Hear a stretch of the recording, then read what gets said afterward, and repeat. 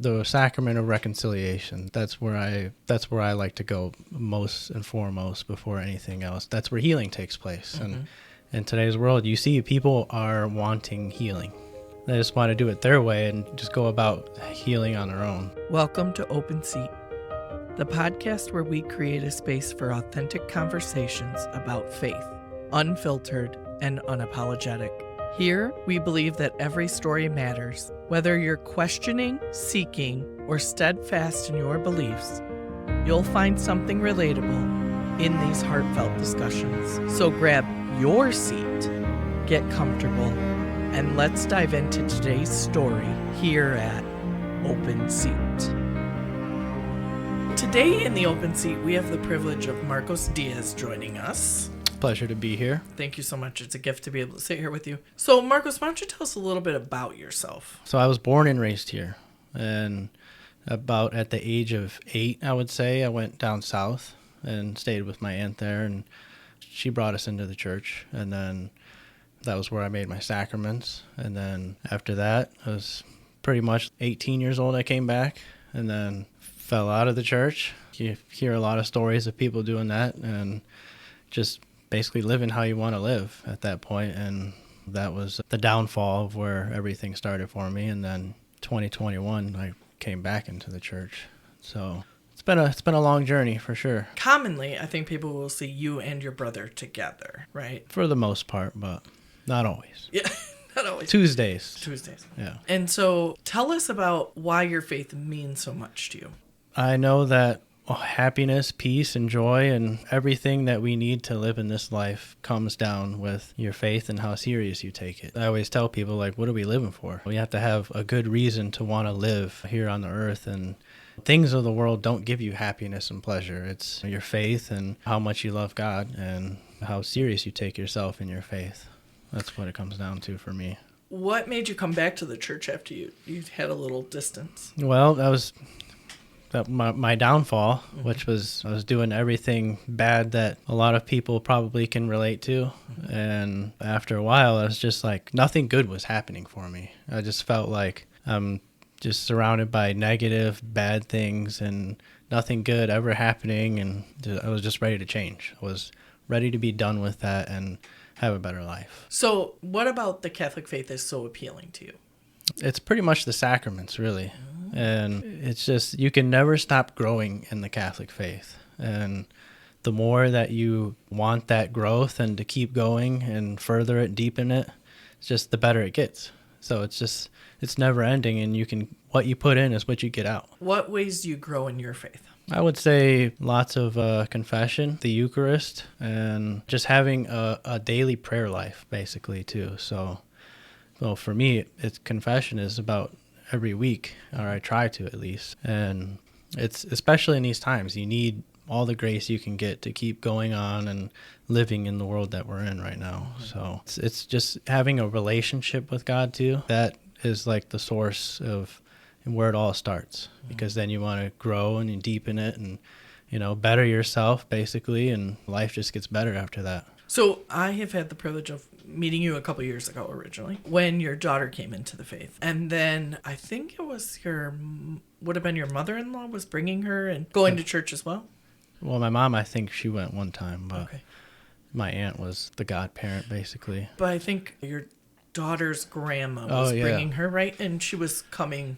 Mm-hmm. That was my other aunt. Okay. Yeah, so I had 2 aunts. So you've brought people into the faith, right? So what attracts them to the faith, in your opinion? Well, people have seen me in the past and know the type of life that I lived in the past, and they see me now and the changes that have happened.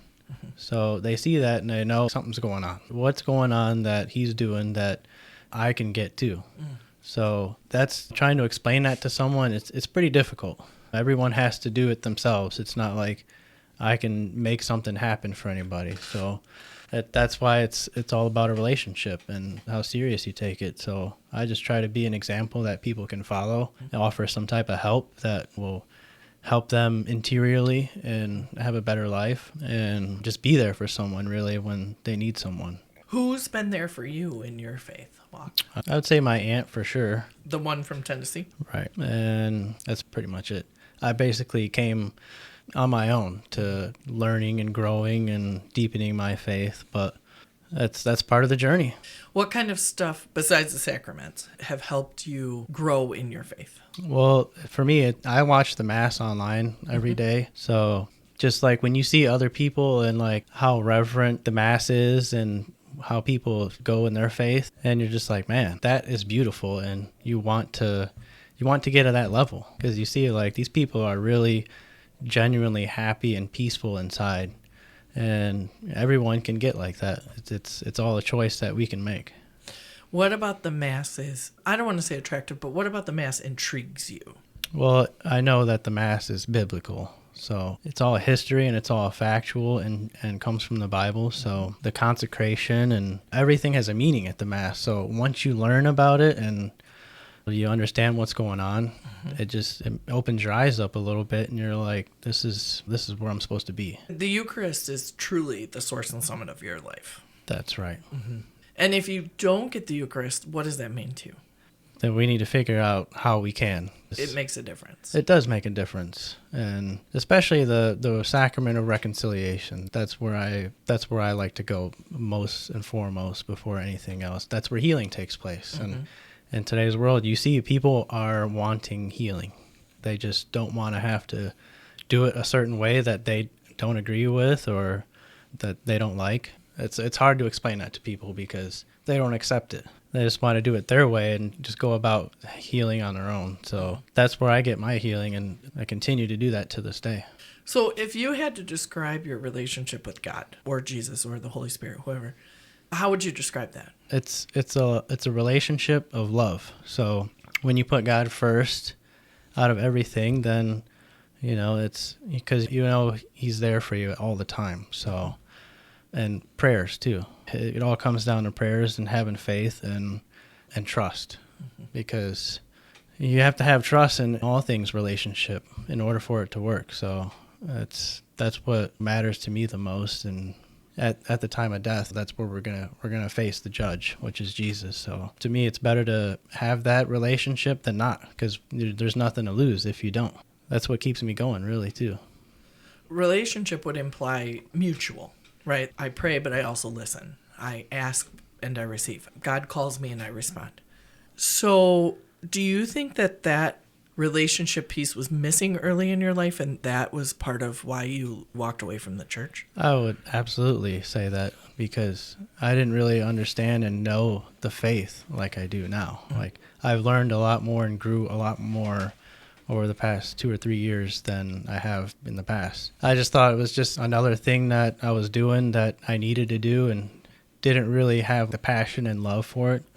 And so once I started learning and understanding things, and you put it together, and this is why things are happening, and it's only better for the soul. Who or what has helped you in the last couple of years to put things together?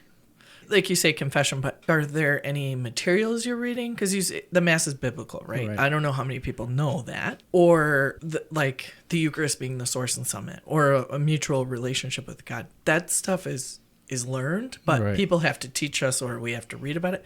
So what kind of stuff have you learned that through? Well, these days it's all YouTube. You can find everything on there. So there's just some pages on there that I subscribe to, and I listen to a lot of the videos, and people that are a lot knowledgeable than me break it all down and explain it. And of course the homilies at the Mass too. You always learn a lot from there too. And so mainly we have the internet, and I put it to use. That's a great plan, really. I mean, yeah, we do have the internet, and it is an opportunity to learn things from other priests and spiritual directors and such out there. Always. What piece of advice would you give someone who's coming back to the church? Just take baby steps. Just, at least if you're going, it's some type of effort, and God sees that. So there's no rush to get to a certain position that you might see someone else be at.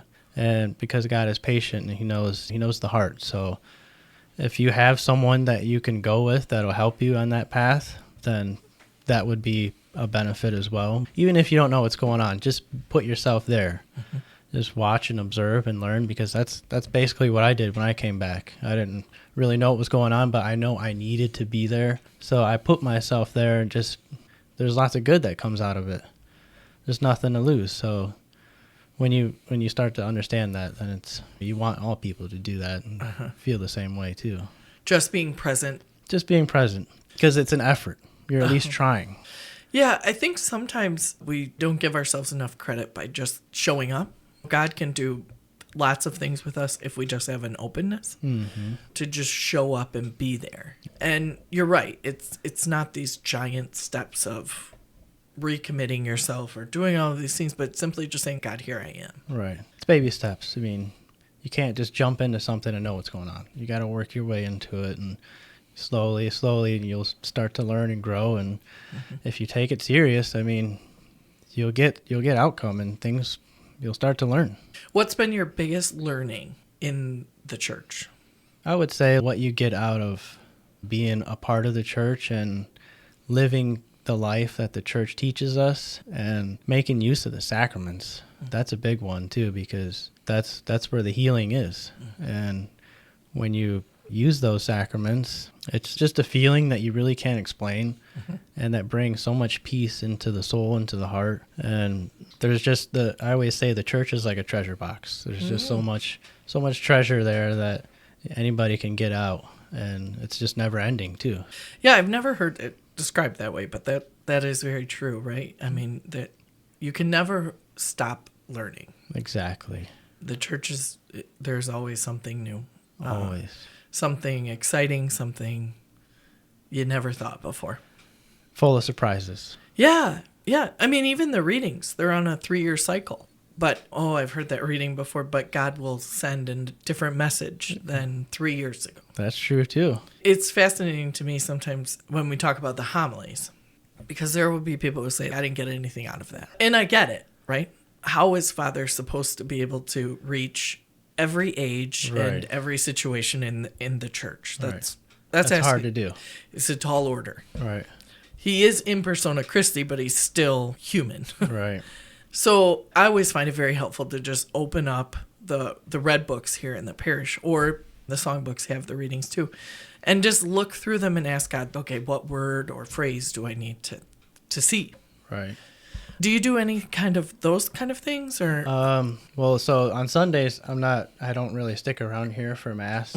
I go out to St. Anthony and Temperance. Oh, yeah. So they give the daily readings there, the books that you can, so you can follow along each and every day. Okay. So I do the readings from there, and in the morning when I get myself together before I start the day, I'll read the readings and just think about what I just read, and just, it's beautiful when you start knowing and seeing things, and you understand things. So St. Anthony's is Latin, correct? They do Latin Mass? It's English and Latin. Okay. So it's like a bilingual Mass. No, there's 9 a.m. English Mass. And then 12 o'clock is the Latin Mass. When you're used to seeing something all the time, and you go to a different church and you see how it's done differently, then it's beautiful, and you start to see wow, this is amazing to see the reverence, the sacredness, the holiness, and everything that's in the Mass. And you never really looked at the Mass like that. And until you go to somewhere else where it is cherished like that, it's a beautiful thing to be a part of that. So what about the Mass have you come to realize is the sacred, the holy, in Temperance, that you're like, wow, this is beautiful? It's just the priest, how he celebrates the Mass, and he takes it serious, and everything is done in order and properly. And the singing, everything has a certain meaning behind it all. And you see that in a different way, and you're just like, this is good stuff right here. You want to be a part of that all the time. It's worth me making the drive and going out there. It's interesting because it's 2 different types of Masses. It is. So you prefer that type of Mass? I do prefer that. Because it's not that I want to dispel a myth, because we have some people who aren't even Catholic who listen to this, right? And it's not as though we're not doing what we're supposed to do here. It's 2 different types of Masses. It is. And so we do what is required for the type of Mass. They do what is required for that type of Mass. So you find that liturgy to be more beautiful? I do. And that's part of the relationship. I just think when you get to a certain point, you want more, and you want to go deeper and deeper, and God sees that, and he looks at the heart, and he'll bless you and give you graces for wanting to grow in that relationship and putting your heart to that. So what kind of fruit have you seen from your relationship with God? I would say gentleness. I would say some humility, goodness, lots of happiness and joy. Geez, the list can go on and on. It's a lot of the fruits of the Holy Spirit.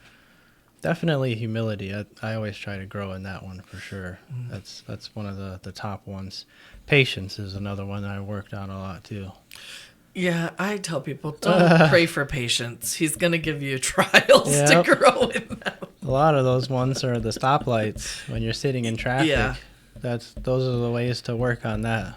Yeah. And driving behind someone that's going under the speed limit. Yeah, I can imagine driving to Temperance. There's a few of those people.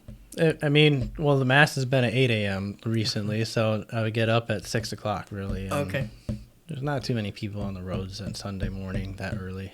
But then when you leave, are there more people? There's probably more people, but I take advantage of the location because there's a Kroger over there, so I go to shopping after Mass, too. Yeah, that's a smart idea, too. Yep. It buys you a little time. It's not bad. It's another time to pray the rosary on that journey, too, there and back. So you attend Mass, attend adoration. I do. Pray the rosary. I do. What kind of other Catholic devotions do you have? Well, Tuesdays is the sacrament of reconciliation, confession. Oh, yes. Mm-hmm. That's even if I don't think or know that I've done anything bad, I know that every time you go, there's grace to be given. So why not get more? Even with there's nothing to lose from that, and that helps you grow in those fruits too that you asked me about. So adoration too.